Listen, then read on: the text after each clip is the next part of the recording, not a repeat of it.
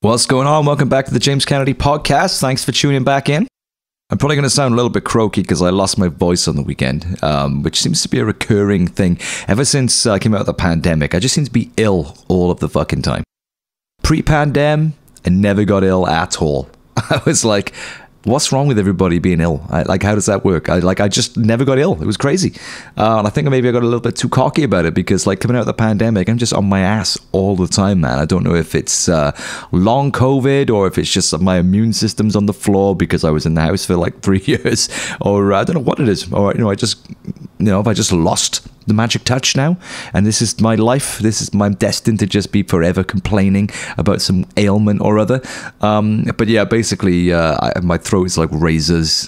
Pretty much constantly got a headache, and I've got that weird light sensitivity thing happening again. I don't know what the fuck it is, and I wish there was more medical people listening to this podcast that could tell me what it is, because it's doing my head in. But hey ho, there we go. That's why my voice sounds a bit fucked. But we're over 40 episodes now, man. I remember in the first episode of the podcast, I said that I'd probably end up doing 3 of these things and then jacking it in. But now we're over 40, man. This is episode number 41. And man, what a run we've had. If you're new to the podcast and you haven't checked out some of the previous episodes, do have a look, man. It's a mixed bag. It's been very musician heavy lately. And as I mentioned previously, that's just because this is the time of year when you can catch these guys, when they're not touring and, constantly hard to pin down. So, the first couple of months of the year is generally a little bit easier to get musicians on. So that's why a lot of the episodes lately have been focused on music. But have a root around through the previous episodes, man. When we had the amazing Professor Tim Spector on 2 weeks ago, we had Luke Ambler from Andy's Man Club talking about mental health. The week before that, Stella Assange, of course, talking about Julian Assange's fucking terrible state of affairs just a few weeks before that. Nathan Paul Southern talking about digital slavery. Professor Peter Phillips talking about the elite. Greg Palast, Lee Camp. We've done episodes on everything. You name it, man. We've done all shitloads of stuff. So have a little root through the previous episodes because there's some really, really good conversations in there on some really important topics with some really awesome dudes. So have a little root around. And of course, then you've got plenty of rock stars to keep you entertained as well, who will be swearing, more than likely slagging off the Tories, and, making us all feel jealous about how awesome their life is. Previous music guests include Frank Turner, Benji Webb, Jace Lewis, Aled Clifford, and the awesome Mark Chadwick, of course, from The Levelers, who was on last week's episode. That's a good one. Talking about dropping some C-bombs, baby. Go and check that one out. And today, we've got one I've been looking forward to for a long time. Because today we are joined by, can you guess it, another Welshman. It's becoming a recurring theme on this podcast now, getting local Welsh legends on the show. But today's guest was actually hails from about 2 minutes away from where I was raised in Pontypool as well. So this is going to be super interesting. I want to get the backstory on this because our lives started in the same place but then took very different directions. And today's guest is now the 6-stringed wizard, the Mohawked evil genius in the mighty, roof-rattling, floor-disturbing band Pendulum. If you don't know already, I'm joined today by the brilliant Peredur ap Gwynedd. Perry, thanks so much for joining us, man. How you doing? Very good. Thank you very much. Thank you for asking me on the pod. I'm honoured. Well, it's an honour to have you, man. Thanks for joining us. I'm looking forward to picking your brains. We've got loads of stuff I want to get into. But first, I just want to double check. You are a Pontypool boy, is that right? That's right. Yeah, I was born in Pontypool. And then I lived in Pontarddulais for a little bit. So, so I'm a Gwent boy, or Monmouthshire boy. Is it Monmouthshire, or is it still Gwent? It's Monmouthshire now, I think it's Monmouthshire, Monmouthshire. The Monmouthshire Massive. It's so confusing. Every time they change the names of the counties, I'm like, where am I from again? I know, yeah. Pontypool, man. Where in Pontypool were you born then? Where did you live? In the hospital, in Griffithstown, in the hospital. And did you live in Griffithstown as well, or were you... No, I lived in Pontarddulais. So, you lived in Pontarddulais. You were raised in Pontarddulais, right? Yes. So for a little bit, then we moved further west. So it's it's Blackwood more or less. Yes. We're stuck to Blackwood. So you're more of a Blackwood boy, I'd say. Then you were born in Pontypool, but it's like the Blackwood Pontarddulais metropolis, isn't it? Yes, right. Because the reason I'm inquiring so intensely is because I was raised in a place called Little Mill, which is just outside of Pontypool. So I wondered if you might have known of it, because it's like a tiny little village, doesn't have a shop or a post office on it. It has a pub, and that's it. No, I moved. We moved from there when I was about 3. So we moved then to Carmarthen and then to near Swansea and then Pembrokeshire and then I moved to London. So yeah, but I am a Monmouthshire boy. So and yeah, not a lot of people know that actually. It's because they think I'm from West Wales, from Crymych, but I'm not. I'm from you're Southie. You're Southie, yeah. Yeah, yes, Southeast. Yeah, that's where I'm from. Yeah. I'm quite proud of it, actually. Are you a Welsh speaker? I am. Yes, it's my first language. Right. Yeah. So well, I grew up speaking Welsh at home, so it's obviously totally natural to me. So. Yeah, I was going to say, dude, you probably got the best name we've ever had at the podcast so far. Oh, really? Peredur, nice one. Son of Gwynedd. That's fucking awesome. Yeah, it's very, it's kind of quite metal, really, isn't it? Man. Yeah, I quite like the name. So. Sounds like you're going on a fucking conquest, you know? Yes, yeah. But Peredur was a knight of the Round Table, so he was one of King Arthur's knights. You think. So it's, right. And the English speakers would know him as Percival, Sir Percival. So it's Peredur as Sir Percival, or in German, Parzival. So if anybody knows any Wagner operas, there's a famous opera from the Ring Cycle called Parzival. And I think it's from the Ring Cycle anyway. I did a music degree. I should know this shit. Dude, this is already fucking really interesting. We're already on Wagner and like fucking ancient etymology. I love it. Yeah, exactly. Yeah. Oh my God. This is wicked. Well, I suppose we should start at the start because you've had like an insane career, I think. I mean, most people would think of you now, I suppose, as the guitar player in Pendulum.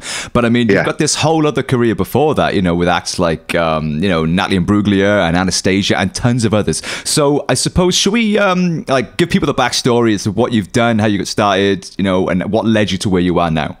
Well, growing up in Wales, you know, as you probably know, it's very musical. There's music everywhere, and you know, it's if you go to a pub, it's usually 4-part harmonies. You know, yes. after a couple of pints. But so I left. So I moved further west, and I said I ended up in Crymych in Pembrokeshire. And in Crymych, there's there was a rock school in the school there. It was in the further education wing in our school, in our secondary school. And I was playing guitars anyway. We had guitars at home. My parents both played, so like acoustic guitars, folk stuff then. And I picked that up probably when I was about nine years old. Right. And then about 13, there was this rock school, and everybody who had interest in guitars or drums or bass, keyboards, whatever I was singing, all went to this rock school, and I started playing in my first band. So it's from then, really. And then I went on then and did music A level. A friend of mine, a guitarist called Mavir Isaac. Mavir, he used to play in Budgie. He's one of the guitarists in Budgie back in the day. And he now composes music for TV and mainly in Wales. But Mavir told me, "Oh, you could do this professionally." And I was like, "Really?" Because I hadn't really thought about it. And I was 16 years old, not knowing what I should do. And for somebody to say that I could do this as a profession was like a bit mind-blowing. Yeah. So, and there's him, Mavir, and then there's my guitar teacher in school called John Rodge. He's amazing. He's an amazing folk guitar player. He's a jazz player. Ridiculous country chicken picking stuff. Oh, nice. He's so good. And he also told me that I could do it. And he said then maybe I should think of doing music A level. So that's what I did. So I did music A level, and then applied for some universities, and I ended up in London in Goldsmiths College in the University of London. So, and the reason I chose that was they had a music studio and an electronic music element to the course as well, as in not electronic as we know it as dance music, but electronic as in Stockhausen and all the classical electronic experimental stuff. Yeah. So it was all that really. So I went to London and I stayed here. So you've been there ever since? Well, yeah, I've been I've lived in other places on and off. I went to Paris for a bit. I was working with a French artist. Lived in Sydney for a little bit and LA as well for a little bit, but I always come back to London. So, nice. Usually when I come off tour, when I used to come off tour, and there was a gap, then I used to go away and live somewhere else for a bit until next tour happened. So I'd get a flat and just soak up the atmosphere somewhere else. Nice. Man. And then do some work with various artists over there or songwriters, and that's fucking awesome. Yeah, so that's fucking awesome. Yeah, so and after I finished uni, I just started doing sessions then. And then my first main big session would have been Natalie in Peredur. So so how does something like that come about? I mean, so you're like a student on a course with I'm guessing tons of other musicians who are all awesome. So how does that penny drop there? I got into a band with a drummer called Chuck Sabo. Chuck, he's a session guy, American drummer. He's lived in London for years, and he's a session guy. He worked with Elton John, did Take That. God, what else did he do? Got just a load of big names, right. And he had his own band with him and his wife. So I met somebody who knew him, and Chuck was looking for a guitarist, so I joined his band. And then Chuck got asked to put together a band for Natalie. Wow! And right. so he said, "Do you fancy playing for Natalie?" I went, "Yeah, right." So what age were you at that point? Just got early 20s. Right, so it's fresh out of college. Yeah, no, a few years after college. Right. Yeah, so just after college. Yeah, a few years after that. Sorry, and it's so we got together. There was a bunch of us. As myself, my brother was on bass. My brother moved to London by that time, and he went to uni in Aber, but he moved in with me in Camden. And so it was myself, my brother, and a guy called Chester came on the other guitar. So Chester played with Brian Ferry. Wow! And he was also the guitarist on Like a Prayer, but really? Madonna. So yeah, so Chester's is a top session player. You know, he plays with David Gilmour now. Jesus. And has played with Roger Waters as well. Fucking hell. He's done both Pink Floyd-y solo projects. So yeah, so that was back in '97. So so I joined. I got an advanced copy of Torn. So if all the young kids out there who don't know what Torn is, Torn was Natalie's first hit, and it was massive. It was massive banger, wasn't it? Yeah, huge. Worldwide, yeah, huge. So I got a copy of the CD, the advanced copy, and I listened to it and I went, yeah, might get 3 months work out of this. Eventually I had 9 years out of work out of it in total. So 9 years. Yeah, So that first couple of years was just, it was all quite bonkers, because getting treated like royalty all over the world, and it never got to number 1 in the UK. It was number 2 for weeks, because number 1 at the time was Aqua, Barbie Girl. Oh right, all right. Ain't no touching Barbie Girl, yeah, man. Yeah, so Torn is one of those singles who never ever got to number 1 in the UK. Wow. But then it got number 1 various places in Europe, got massive in Europe. So the first thing we did, we went out to Italy, went out to Netherlands, we went out to Belgium. We just did this massive promo tour, both playing a lot of it playing live and doing a lot of acoustic stuff. And yeah, she was the biggest thing on the planet at that time, She was, yeah. And then it got released in America. And it just got huge. It was number 1 in the Billboard charts for 10 weeks. So it's 10 weeks number 1 in the Billboard charts. One of the highest rotated songs on radio that year. Oh my God. Or the most heavily rotated song or whatever. And, and we first went out to the States then in March '98, I think it was. Right. And the first thing that we did was David Letterman's show. So I was like, I'm a boy from South Wales going, I'm in the deep end. David Letterman's going, oh my God, what am I doing? And 2 days after that, we did Saturday Night Live. Oh my God. Yeah. So I've just recently found the episode of Saturday Night Live that we did. It was the one that Scott Wolf presented. He was an actor from I think the show was called Party of Five. So he was a presenter, the guest presenter. Oh my God, man! And the last, the very end where he says his goodbyes and everybody's on stage together, and I'm there. He's there, bang in the middle, and Natalie's just to the side of him, and I'm in between the two of them. So I'm like going, "Hello, I'm on telly. Shwai." And then it pans out, and then I start dancing with this with a comedian called what's his name? Tracy Morgan. He's one of my favorite American comedians, and I'm dancing with him.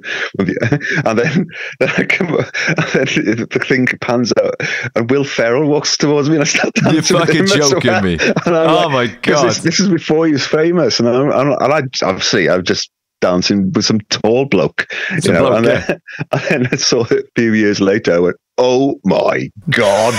And I've just recently found it again online. So, it's, oh man, nice to see that. Dude, I can't imagine. I mean, you're in your 20s, you're a few years out of university, and you're fucking on the David Letterman show. You know what I mean? That's insane. Yeah, it's nuts. It was, it was a lot of fun. It's and then that carried on. Basically, we did then Jay Leno a few times, and we did Letterman a couple of times. Jay Leno 3 or 4 times. It was and it just kept on happening. Then for 9 years, it was just. I had no idea because I mean, she had that torn with for people who you can't remember. Yeah. That was a fucking iconic, massive song, wasn't it? Huge. But I mean, it wasn't really my kind of thing. For me, I was like into Frank Zappa at that time. I was actually in college. Me too. I was listening to Gregory Peccary as well. Right? Yeah. Personal stereo. Anything that was on the radio was like, oh, that's pop. I was probably playing Torn in covers bands around the same kind of time to make college money. But I didn't really I wasn't really familiar with anything that she did after that. So that gig kept you going for 9 years. Yeah. So she did another album after that called White Lily's Island, and then after that it was Counting Down the Days, and that album went to number 1, the third album in the UK. So and I was with her until 2006. We're still mates. We're still in touch with each other. We still talk. That's amazing, man. Jesus. Well, what an introduction to the music industry, because I'm guessing you were right in at the pro end, the private planes, the fucking arenas, or it wasn't bigger, It wasn't any. Oh, there was a small propeller plane. There was never a private jet, but there was one small. It was usually just normal.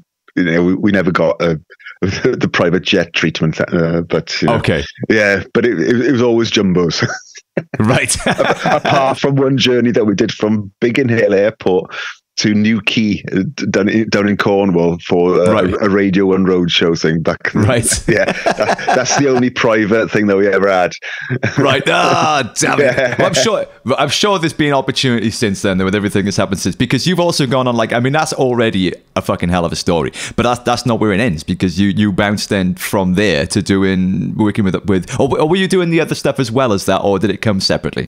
During Natalie, I did a year with Sophie Ellis-Bextor after Natalie's first album, and then I did a year with Kim Wilde as well. So Kim Wilde overlapped Natalie for a little bit, and then back in 2004, I'd been working with.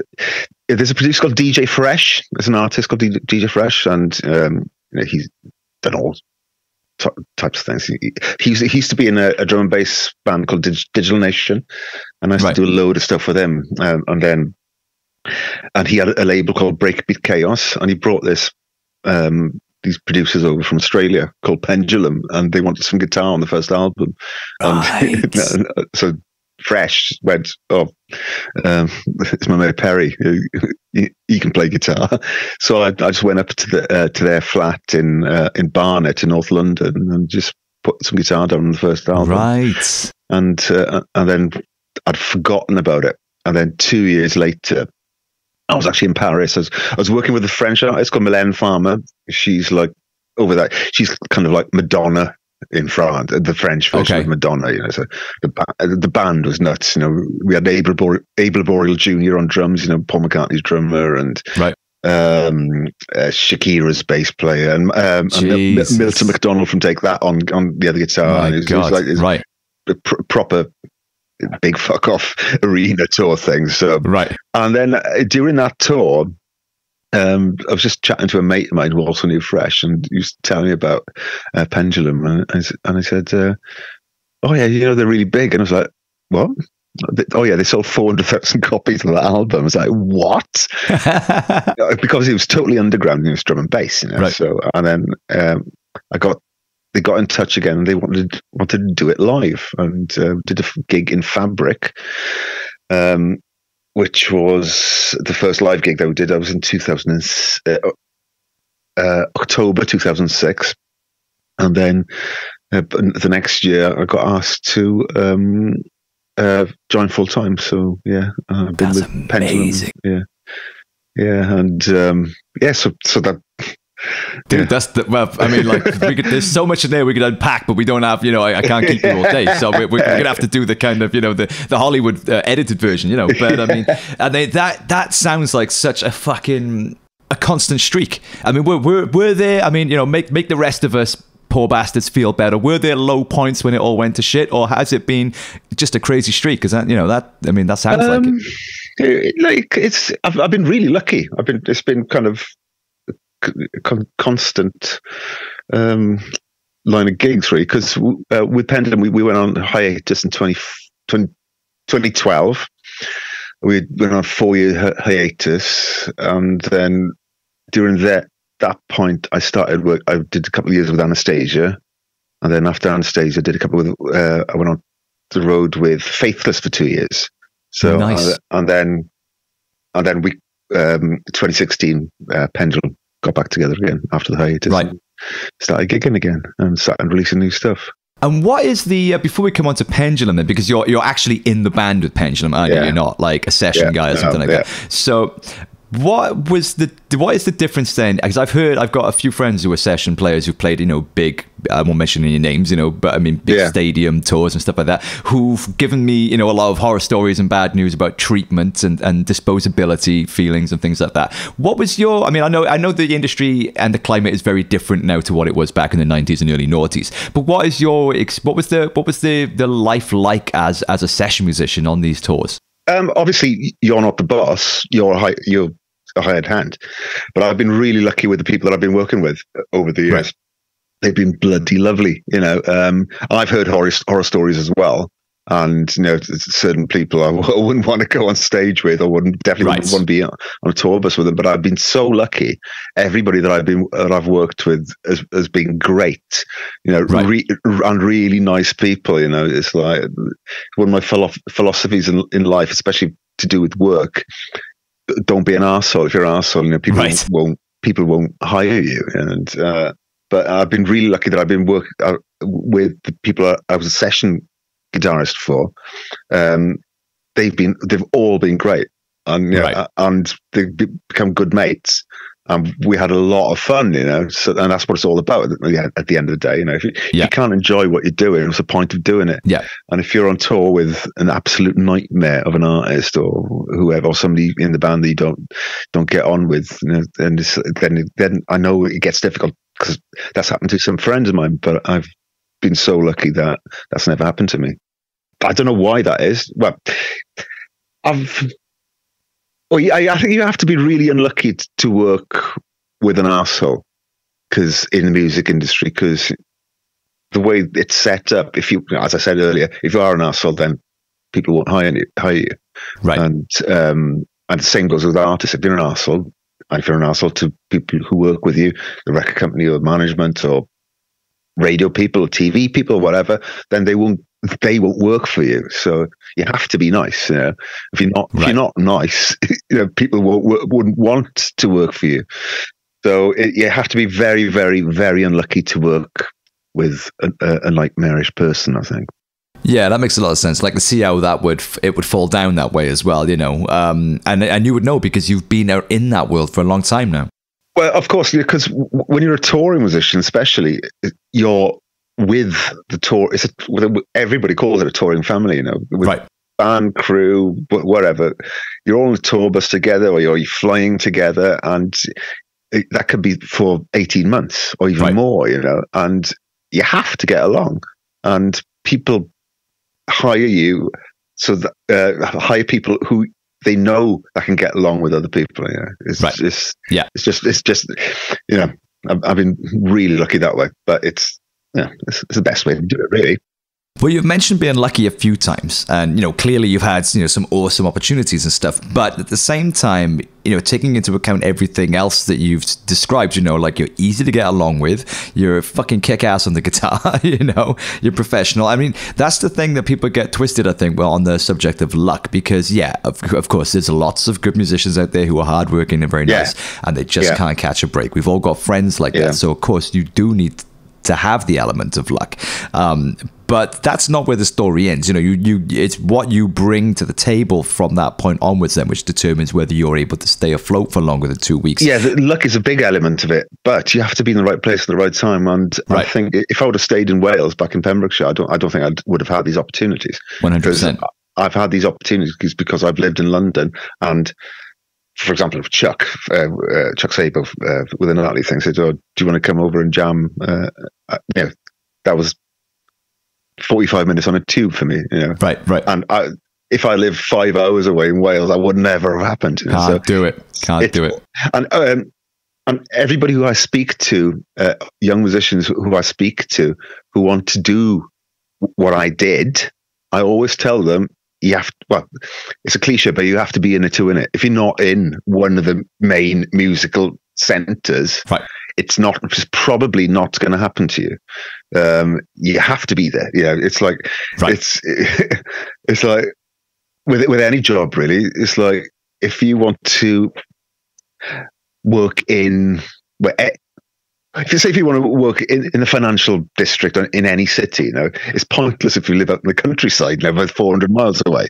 You know, it's just not going to happen. It's the same thing, you know, with any job, really. But it's so. I tell all the young musicians who want some advice: move somewhere. Yeah, it could be, but even Cardiff's pretty good for. Yeah. Or Bristol or Liverpool now, you know, anywhere where there's something happening, I suppose. Manchester, you know, because there's always chances for a session in a big city, you know. Right. So it's and obviously London is one of the main centres on the planet, not just in the UK. So you get more of a chance in London than you would do in any of the other cities in the UK. But it's and that's what I decided to do, because I knew that's where the industry was, and that's where nearly all the record companies are. So most of the acts are based is in London, so that's why I moved here. But it makes a lot of sense, and that's great advice to like musicians listening, because we do have a lot of like music industry specials on this, giving advice to musicians and stuff to listen. So I think you were the first session. I know you're not exclusively a session musician, but you're the first session musician that we've had on. So it's great to have that insight as well from that side of the industry, you know. And everything you say makes a lot of sense. I mean, it's for me, I wanted to work in music. Right. Be it in a band or be it a session, wherever. And I just fell into the session thing. It's nothing that I kind of studied to do that. I did a bit of jazz guitar, so I could read some music. You know, I've got a degree. I shouldn't be able to read bloody music, you know. But so I was kind of veering towards that way, but it was just total luck that I got that first gig, you know. So amazing. Well, what a story, man. What a story. I mean, and it sounds as if you've been working and gigging pretty much relentlessly since that time. Until, if my research serves me correctly, until 2018. Was that the last tour you did with Pendulum prior to the lockdown? Yeah, my last gig pre-lockdown was New Year's Eve, Perth 2018. Perth, Australia. Because we play a lot in Oz, obviously, because a couple of the guys are Australians, Yeah. and they're from Perth originally. So yeah, that was the last one gig pre-lockdown. But that's what I do when I'm not on tour. Is I do music for TV. Ah, right. I produce music for television. Right. It's something I've always done since the 90s, really. Wow. So it's, if you're, I'd rather not be twiddling my thumbs or practicing my guitar, really. It is the most boring thing in the world. That's really interesting, because I'm always fascinated by what musicians do, because diversification is something that comes up all the time, especially these days. You've got to be versatile and have a few strings to your bow. So I always wonder what people do, when they're not touring. I had no idea that you had that element as well. That's fascinating, man. Yeah, I've always produced music, so I'm sat here where you can't see it at the minute, but behind that is my studio. Right. Is my studio setup, and I've always done that, really. I started working on TV in the 90s for S4C, the Welsh language channel, and started doing music for them, and I do stuff for BBC, ITV, stuff worldwide, really. Right. And I do music for adverts as well. That's amazing. A lot of sync stuff then. So do you do, is it like library stuff? Do you prepare a bunch of stuff in advance, or do you do stuff to brief? I've done both. Right. I've done library music. I've done, that's what I've done a lot is, those singing competitions you have on TV, the backing tracks that right. Yeah. Okay. Whether they're all bespoke, because obviously they have to be in a different key or done different arrangement, and I've done those for different programs since Fame Academy. When Fame Academy started, that's the first time I did that. So me and there's a friend of mine, Kenny Dickinson. He's a keyboard player. Kenny played for Natalie as well, and Katie Tunstall and people. And so we have this production thing together that we do these backing tracks for singing competitions for TV shows all over the world. That's fucking amazing, man. Dude, you were crushing it, man. I had no idea. Yeah. So in the lockdown then, like when you weren't gigging, because I was going to ask you, what the fuck did you do? Did you go out of your mind, in the lockdown? But it sounds as if you kept yourself pretty busy. Well, no, because obviously the television shut down as well, didn't it? Of course. Right. So, and we were in the middle of one as lockdown started, and then it kind of ground to a halt, really. So the problem with shows like that, any type of show really, was the costs doubled just to keep everybody safe. So, but if you've got a brand new singing competition coming out on TV, they actually pulled it. The one that I was about to do on ITV, they pulled it just before it started, because they'd have to get all the crew and everybody involved in the show to stay in one hotel, totally isolated from the outside world. Right. Yeah. 2 months. Right. And so basically that and all the testing and all the precautions they had to do, basically doubled. If a TV production costs 2 million quid normally, with COVID precautions involved and the way you have to deal with that, it was 4 million quid. So, right. And it's a bunch of shows, this one show in particular, ITV went, you know what, nah, sod it, we'll pull it. And they shit. So, yeah, and but if it's a show like Strictly, say, the guys in Strictly, that's an ongoing thing, and it was worth for them to do that, BBC for them to do that, so they carried on, and that extra cost, it was worth it because it's still going on nowadays. But for a brand new show like the one that I can't even remember what it was called, to tell you the truth, that's showbiz, eh? and fickle bastard. Yeah, exactly. And COVID costs put the kibosh on that. But I started doing sessions again, so I was just doing recording sessions, guitars, and started producing other artists as well. So wicked. So you kept yourself pretty sane then off the stage. Yeah, that's wicked, man. Yeah, because I was going to ask, what was it like? I mean, mean, my last tour was also in 2018, and then in 2019 I kind of hunkered down. I wrote my book and made my new album that was coming out and everything like that. So I did a lot of like production stuff and getting shit ready for 2020, which was going to be the big one, and then it fucking killed all of that. So for me, I haven't because of the 2 years of the lockdown, and then my father passed away last year. He was ill, terminal cancer for most of last year. I had a European tour with the band, UK tour. That was like the first coming out of lockdown, coming out of the gate swinging, and then we had to cancel all of that. So for me, it's been 3 years now, and if I'm right, was it the same for you as well with Pendulum? We did our first gigs not as a full band. I might say it was 2021. Okay, we did a bunch of hybrid DJ live things. So because we still couldn't get KJ, our drummer, couldn't come over from the States. He lives in Las Vegas, so KJ Sorka, so he couldn't come over from the States because of restrictions, and so it was myself, Rob, and Gareth. They were on decks, and I was on live guitar. Rob was doing live vocals. So just the three of us went out and did like 6 mini festivals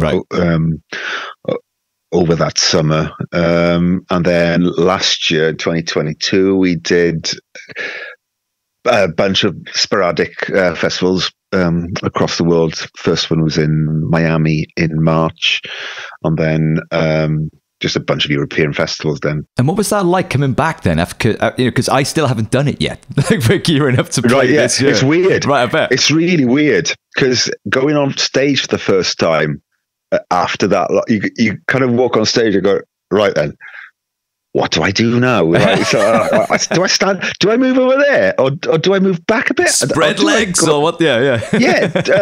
Do I bang my head right now, or what? I don't know. Because it's being on stage and after basically living on stage for years. Right. Yeah. Being back on stage then is just like, oh my God.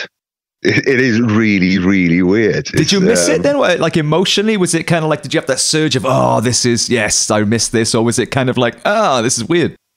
No, it was just weird for the first few shows. And then, because it is, it's a weird thing to do anyway. Yes. Right. But you get used to it. Right. But then for me, it was just going and doing this weird thing, and I'm not used to it anymore. Right. It's just like, God, this is really fucking weird, man. It's just like, what the fuck is this? And it took me a few gigs to get into it again, just to feel at home on stage. It's very strange.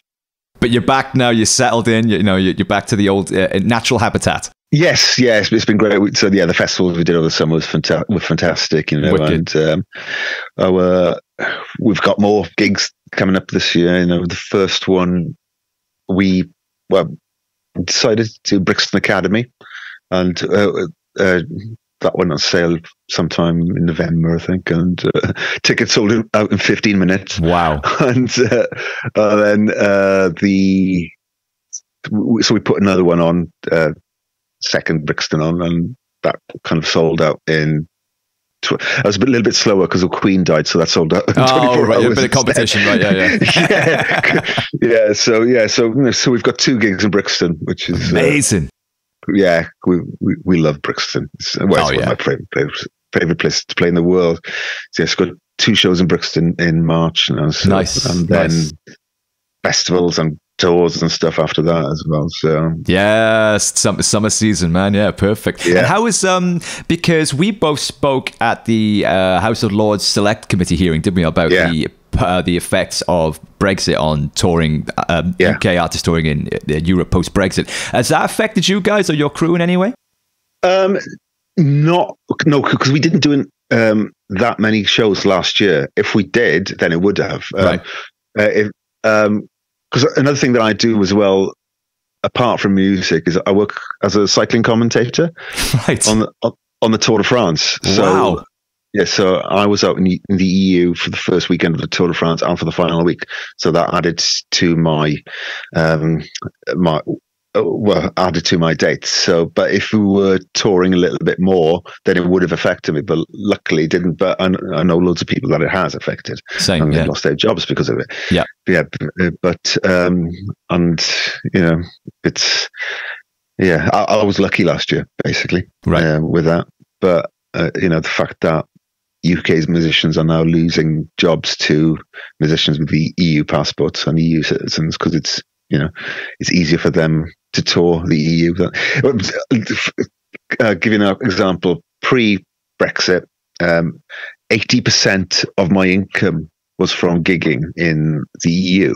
right. So that's when touring was normal, and touring is coming back into normality now. So, so it was 80% of it. That's how big a chunk of my income came from working in the EU. And so it's a bit scary when you think about it, really. Well, it's shit. It's similar to what you mentioned earlier about when you were talking about, yes, you have to have the ability, you have to have the talent, but you also have to people have to be able to work with you. And I think when productions on the mainland or they're touring through the mainland are considering crews, they're going to consider, can this lighting crew or this sound tech or roadie or whatever it is, can they do the whole tour, or can they only do 90 days and then they got to go back again? That's going to be a consideration people are going to make, which is outside of their ability, or talent as crew members. It's just it's just fucking terminal for many people's careers, Absolutely, yeah. It's easier for me because I'm a part of a band. If I was just doing sessions, if I was, imagine if the Pendulum hiatus was now. Then I would be in trouble because we were touring Europe a lot, right. and those artists. Well, one of the bands that I was working, one of the artists I was working with was with Anastasia, and Steve Barney, was a good mate of mine. Right. So Steve lost his job. Have you spoken about this before on this pod? Not in a while. No, well, not Steve specifically, because you used his as a case study, didn't you, in your tour? So it was brilliant. If people don't know, then Steve has played with Anastasia since 2009. It's been his main gig for that long. And he obviously, like every other musician, he lost everybody lost their gigs over COVID. And then beginning of last year, he got offered a gig with an Italian artist called Gianna Nannini, this huge Italian artist, in March. And then he went, yep, I'll have that. So he went on tour. And then halfway through that tour, he got a call from Anastasia's management saying, asking about his availability for an upcoming tour in September. It was a European tour going through September, October, and November, I think. So and then they found out about this whole 90 days and 180th. So as a UK passport holder, you can only be in the EU or in Schengen area. Sorry, certain countries within the EU for 90 days within every 180 days. So from this date, you count back 180, and you're only allowed to be in the Schengen area for 90 days. Right. And he found out that he only had 12 days left by the time Anastasia's tour would have started. And so they tried all sorts of things. The government say, oh yeah, you can get visas, you can have working visas. You can't. It's impossible. You can't get working visas. So what the government is saying is a lie. Right. You can get some working visas, but nothing that covers the whole of Schengen. So it's the whole of Schengen. Basically, if you're touring the UK, touring the EU, you're touring Schengen mainly. Yeah. So, and he found out that he couldn't do it, and then there's nothing that Anastasia's manager could do. Was they had to find another drummer. Yeah. So they got another drummer in, and they got a great drummer from Finland. So she's got an EU passport. So there's no hassle then touring with her anymore. Yeah. So Steve's basically lost his job, and there was a UK tour, 2-week UK tour, 2.5 weeks, UK tour involved within that European tour, and he lost that as well. So a British musician has lost a British job just because of Brexit. Yeah. So it's an awful story. And Steve, he went big with it, didn't he? He posted about it on social media and it went viral and really helped to kind of highlight this issue. But he's still a victim of it, as are so many other people, and people who aren't, I suppose, on that side, they're not under the spotlight, literally speaking. It's the backstage crews and the drivers and, sound techs, Yeah, I think it's worse for the crew even, because the crew, more than a session musician, they will jump off one tour and join another one, and because that's what those guys do. Because with stuff like that, if you're a rigger or something, or if you're a caterer, or there's no rehearsals involved, you just go bang and you start the next gig. Start the next gig. And if you're a musician, then you have to go into, if you're working with another artist, then you have to go into rehearsals, blah blah blah blah. Yeah.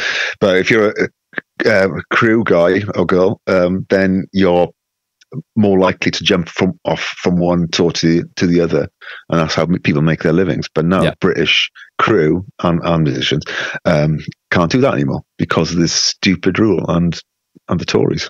It's an absolute fucking travesty. I hate the Tories. You don't? Really? Does that come across? I don't. I never got that vibe about you, dude. To be honest, it's not actually no. That's wrong. I don't hate all Tories. No, I've actually got some Tory friends who, ouch, they're actually but they're actually all right. But but they're so disgusted with the Tories, they don't vote Tory anymore. They're like closet Tories, right? yeah. But they're disgusted by them as well. But we can talk about the Tories if you want. Just Brexiters that I hate. Brexiters, and there's still a few people who are kind of desperately clinging on to the idea that it was a good idea, despite all of the evidence that it was an absolute fucking disgrace, shambles. Arseholes. They're dumb arseholes. This country, it's literally gone to the dogs. It has. It's terrible. The whole. God, what is it? I saw the exports are down, was it 47% or something? And they will never get that back because the people in the EU, they're buying from somewhere else now.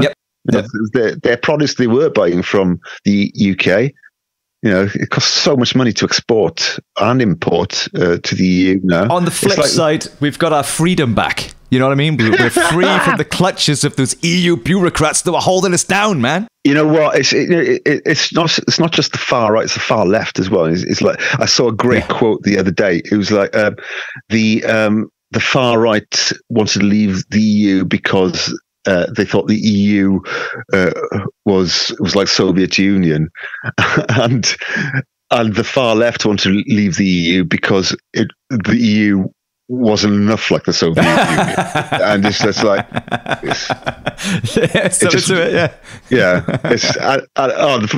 and the thing just recently, with the whole train strike, I support the train strikes 100%, and it's right what they do. But the whole Mick Lynch thing, being a Brexiter, I'm like going, mate, did you him on?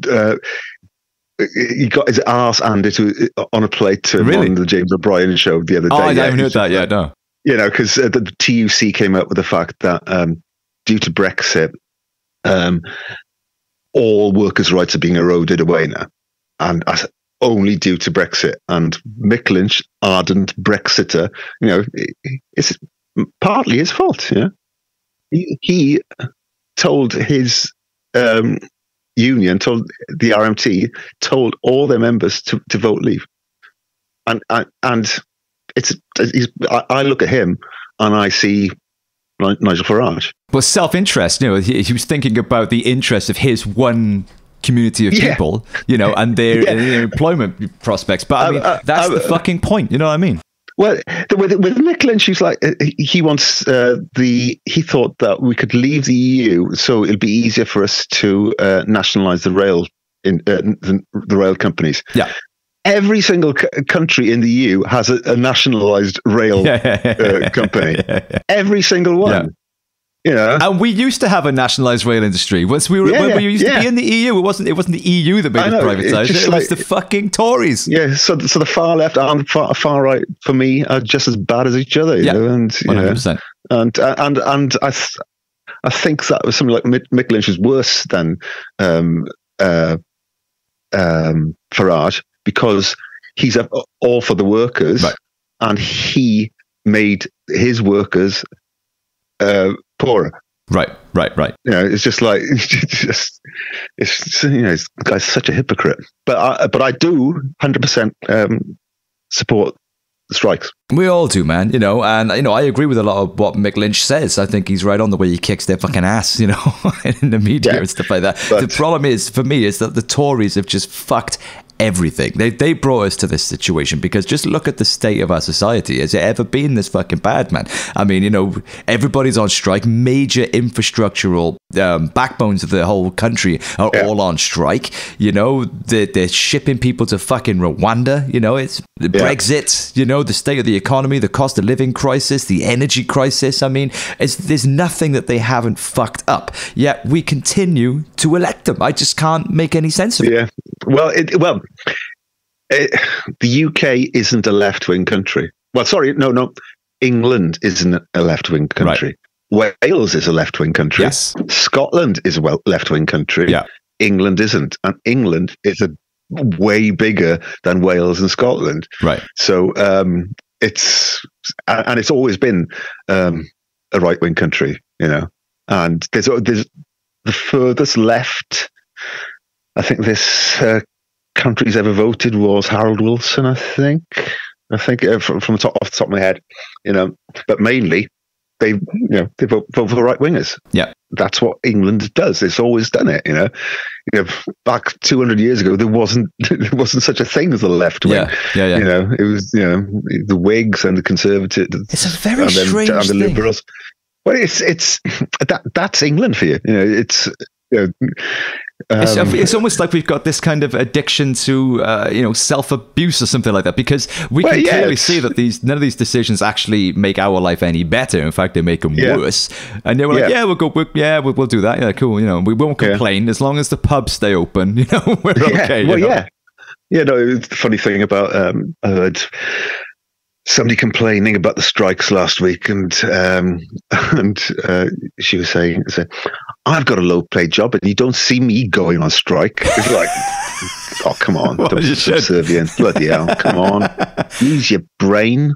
It's like, God, but England isn't a left-wing country, and people can moan about it as much as they want, but it's still going to be the same. It's not a left-wing. Yeah, it's not a left-wing country, but Wales is. Yeah. If Wales went independent, they would have had Labour Party leadership, for the last 100 years. Yeah. 100%. Since the Labour started back in the 20s or whatever, and it's but it's England, and England have got this. It's monopoly. Not, well, it's not a nation of equals, really, is it? No, isn't it? So are you? Do I take from that then that you are pro Welsh independence? Fucking hell, yeah. even though I've lived in London all my adult life, I'm still. There's nothing wrong with England. It's a fucking great place. No. I love England. I'm married to an English person, and I love living in England. England is a really nice place to live in. London is, anyway. I've never lived outside of London, but and I've got most of my friends down here are English. Got nothing against England whatsoever, but I do have an issue with how the political system is set up, because both, as Wales is totally different to England. Scotland is totally different to England, and it'd be nice to have some sort of political, not economic union, but not a political one. Like the economic union kind of that you've got between the UK and Ireland. That's great. We can work there, they can work here. And we could rejoin the EU. But exporting and importing from Ireland is a little bit more difficult now because of Brexit. But I'm all for independence for Wales. And love it. I've got no say in Scotland, but I do hope they get it as well. Because the way that our culture, the Welsh culture, has been eroded for centuries now by the English Parliament, it's really bad. 100%. Well, anytime you can bring democracy and the machinery of democracy closer to the people making the votes, I think that's a good thing. It's the further away you send it. I know that was a left-wing argument against the EU, was because these are unelected EU bureaucrats. But I mean, but they are elected. that's the weird thing that they are elected. I voted in the European elections, like a lot of other people did, but some people didn't, and they didn't realize they could do that. But it's but yeah, it's. I think like Drake Hood saying just before Christmas about how bad the NHS is in Wales at the minute, and he doesn't have enough money from Westminster to invest in the NHS in Wales. And you go, yeah, come on, yeah, he's nearly there. He's nearly there. It's like he's saying something, and what he's saying is there's an obvious answer to this. There's an obvious answer to it. So how do you get more money from Westminster? Or maybe just cut Westminster altogether, and you're in charge of your own taxation. But if it's highly possible that Labour will get in, and they've in the next election, and they've promised more devolution and all that, but then that's only going to last for a certain amount of years, and and they are going to get voted out again because it's the Labour Party. They always do. Something always messes up with them. Well, if they can't win the next one, dude, they might as well just fucking throw the towel in. You know what I mean? Because it can't get any worse. If you can't win an election now against the Tories, it's fucking over. It's over. I mean, I think that they're going to win the election in spite of Keir Starmer being leader, not because of him. 100%, yeah. His advisors, his speechwriters, they're rubbish. They're so bad. His speech last week, it's just so corny. He comes up with terrible one-liners. He was there in his shirt and tie with his sleeves rolled up. In a factory. The classic. Yeah, and he comes out with. The Labour Party are going to roll up their sleeves and sort out the economy or something. I mean, come on. Stop. Who writes that shit? Yeah. It's terrible. But I'm laughing because it's laughable. It's for real. Like, that's your speech, I mean, and then his whole thing about the freedom of movement. Was it on the Sophie Ridge programme, or was it on Coonsburg? No, Sophie Ridge, I think, yesterday on Sunday, saying that 2020 said he wanted freedom of movement, and basically now he says that he doesn't want freedom of movement. Right. And, 3 years later, it's like, come on, mate. Absolutely and useless. Every time he opens his mouth on that subject, he just makes a fool of himself. Yeah. And he's like, he's trying to. Who's he trying to pander to? The far right. Yeah. It's because he knows that what he's saying is bullshit, utter bullshit. Yeah. He knows this. Yeah. Because he doesn't believe what he says. Brexit is a shit idea, right? And we've seen that, and we've seen how the economy's gone because of it. Brexit is a really shit idea. How many shit ideas has anybody seen turn out good? Or how bad is Brexit? Think of another really shit idea that's come good. I can't think of any. And him saying that, we're going to make Brexit work. So you can't, mate. It's shit. Yeah. You can't polish a turd. You literally look. Polishing a turd is that's a cliched thing. It's a cliched saying. But seriously, get a turd in your hand and try to polish it. You can't. You can't do it. Just smearing the shit over your hand. I mean, yeah. And Starmer coming up with this crap all the time. Just recently, and if he backtracks on like that, then he's going to look even more of an idiot. And it's like, oh. They're not an effective opposition, and because of our voting, our electoral system, I left Labour to join the Greens. Because I'm going to vote with my conscience from now on. Yeah. But I've learned the error of my ways. You can't, because the only actual opposition we do actually have that has a fighting chance of ever getting in is Labour. Yeah. So you have to, and it's such a fucking shame, because they are not an effective opposition. Yeah. They're not a united party at all, and the only way that they can make themselves remotely palatable to enough of the voting public is to water down their left wing aspects, and move more towards the centre, and basically appease the same sort of people that the Tories basically do. Absolutely. Well, because if you want to be Prime Minister, and you have to win over Tory voters. Yeah, that's the simple thing. That's the basic thing with politics in the UK is you have to get Tory voters. Corbyn's not going to get Tory voters, no bloody way. No. Ed Miliband was obviously didn't do it. David Miliband is more likely to do it. Well, would have been more likely to do it, but you have to win over Tory voters. And I'm lucky. I live in in a constituency in London that happens to be the 19th safest Labour seat in the UK, so I can vote for whoever I want. Yeah. So because Harriet Harman's my MP, and she's great anyway. It's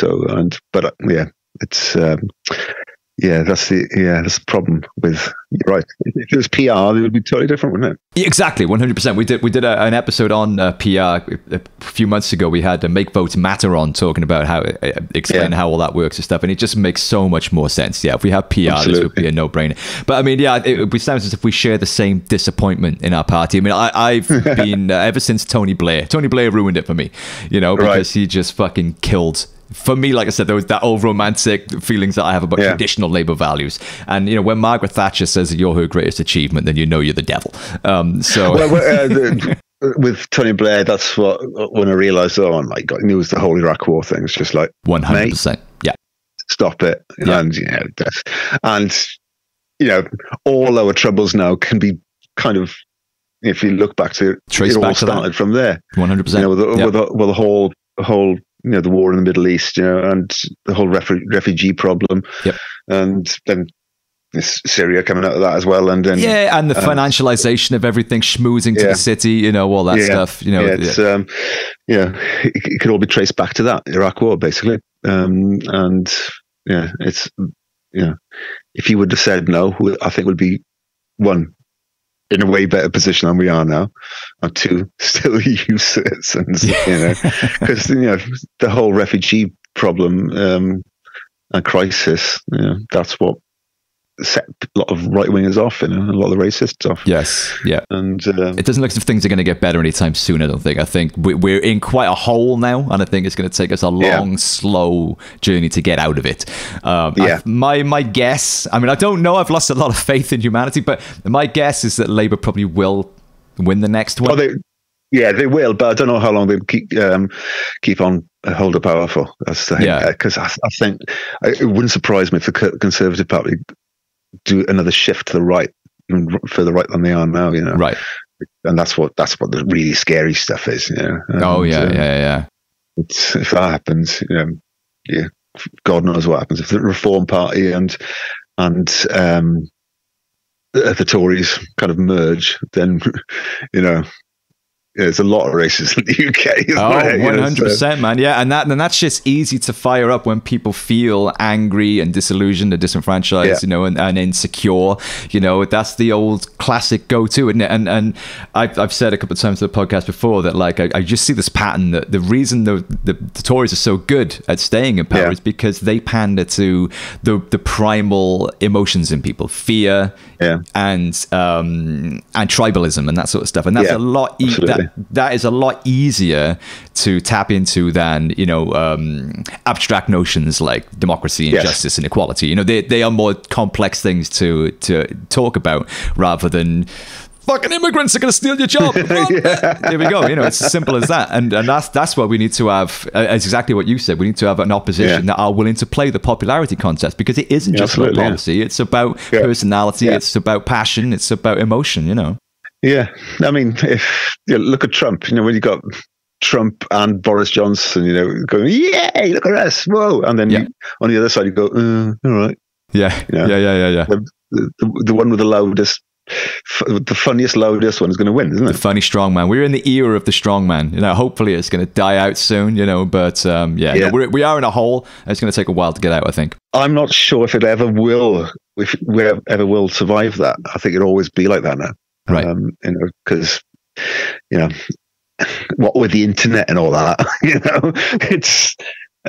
it's all about media and the media perception, isn't it? Yeah, unfortunately so, man. Yeah, you could have the best policies in the world, but if you can't convey those policies in a decent way or in a good way to the public, then they're not going to listen to you. Yeah, 100%. Basically. Yeah. I should be in PR, really, shouldn't I?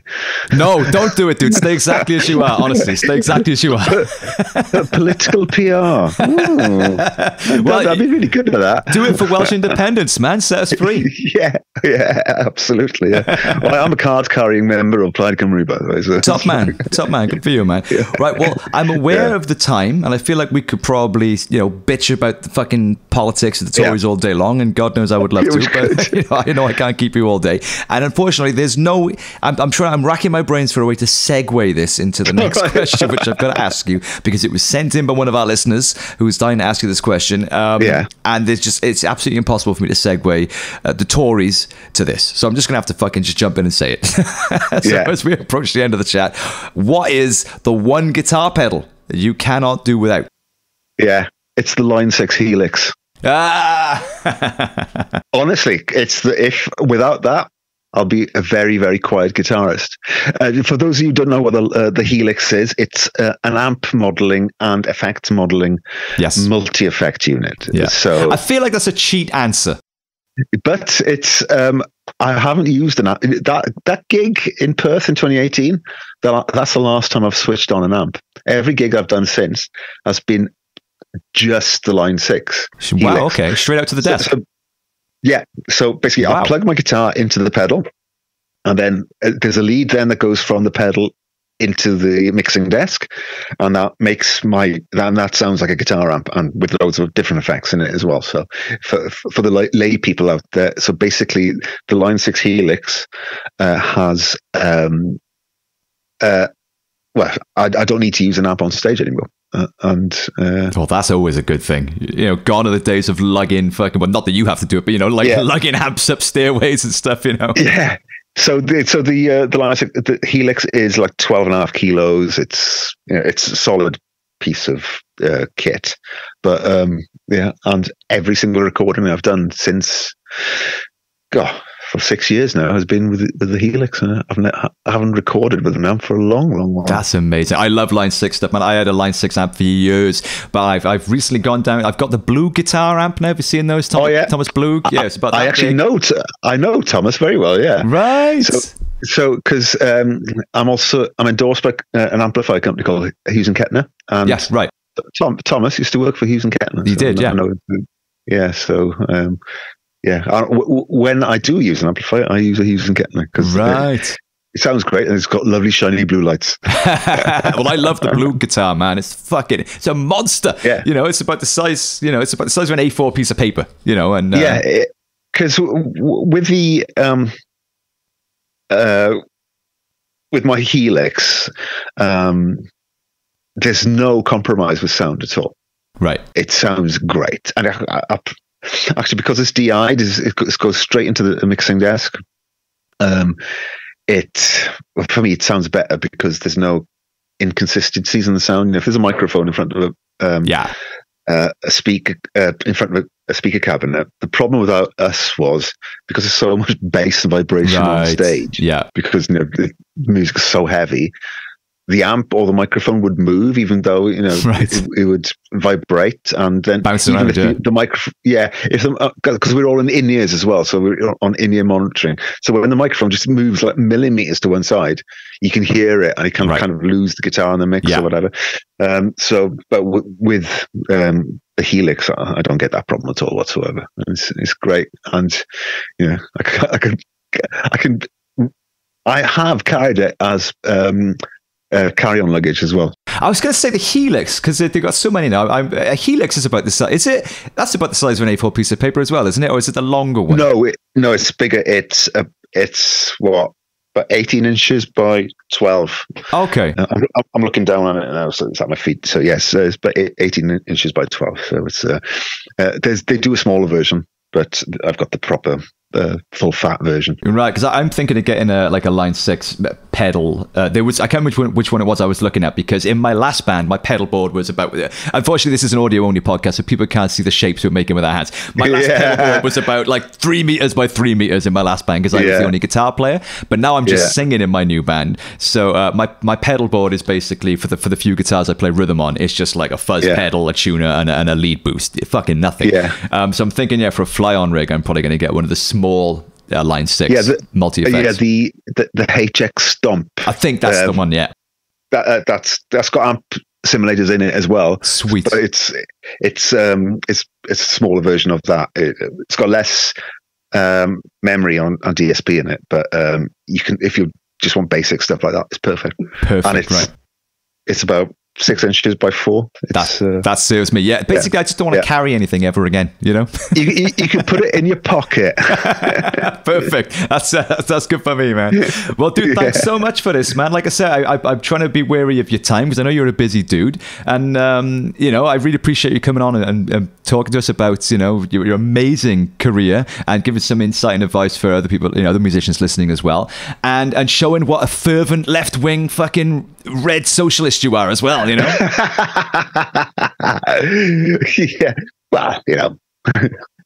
Well, did I tell you I'm apolitical? Oh dear. You get two Welshies in a room talking politics, and it's always going to go one way, and you know what I mean? Exactly, it is. It's difficult to be anything other than kind of left or centre if you are Welsh. So it's, I think we're on the right side of the divide, dude. I'd rather be punching up than punching down anytime. You're pulling up and punching up. That's the way I see it. Absolutely. So what is before I do let you go? What people look forward to with the band? What's happening with the band? What's coming up? Well, we've got these 2 gigs coming up in Brixton in March, and then there'll be more shows after that. There will be more announcements happening soon. There's going to be new music coming out as well. Sweet. So I think we're going to be busy most of this year and into next year as well. So amazing. There will be lots of, quite a lot of chances for people to see us live. So we're doing Download. We're doing the 20th anniversary of Download. Oh, nice. And various other festivals. So you got a good year ahead of you then, man. Hopefully. Nice. Well, you fucking deserve it, man. It's been a crazy few years, so I'm glad that you guys are back in full force, kicking fucking asses and taking names. You deserve it. Nice one. Thanks, James. Yeah, nice hopefully we'll cross paths again at some point later on in the year. Definitely. We'll have another pint together. We'll stay off the politics this time. Yeah. Thank you, Perry. Wish you nothing but the best. Speak to you soon, man. Cheers, James. Bye, mate. Thank you. Cheers, bro. Ta-da. And he's gone. Ladies and gentlemen, a big round of applause, please, for Mr. Peredur ap Gwynedd. Super, super lovely guy. An insanely talented musician that deserves all of the hard-won success that guy's got. And as it turns out as well, a super hardcore firebrand, red-blooded left-wing motherfucker as well. That's the way they make him round here, baby. I don't need to tell you anything about Pendulum because everybody knows about them already, but if you catch this podcast in time, they are playing at the O2 Academy in Brixton on Sunday the 5th of March. You'll also catch them at Download as well on Friday the 9th of June.